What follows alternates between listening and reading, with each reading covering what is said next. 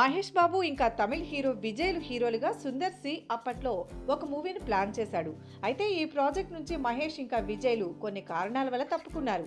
కానీ ఇప్పుడు సుందర్ మళ్ళీ ఇదే ప్రాజెక్ట్ ని తమిళ హీరోస్ అయిన జయం రవి ఇంకా ఆర్యతో తీస్తున్నాడు. అయితే ఇందులో మహేష్ కనుక్కున్న క్యారెక్టర్ ని ఆర్యతో చేయిస్తున్నాడు.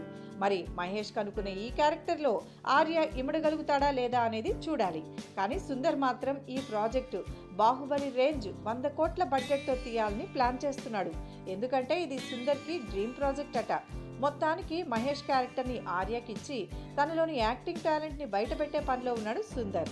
మరి మూవీ స్టార్ట్ కాకముందే ఇన్ని చేంజెస్ జరిగితే ఇక మూవీ స్టార్ట్ అయ్యాక ఇంకెన్ని మార్పులు జరుగుతాయో అని అంటున్నాయి కోలీవుడ్ వర్గాలు.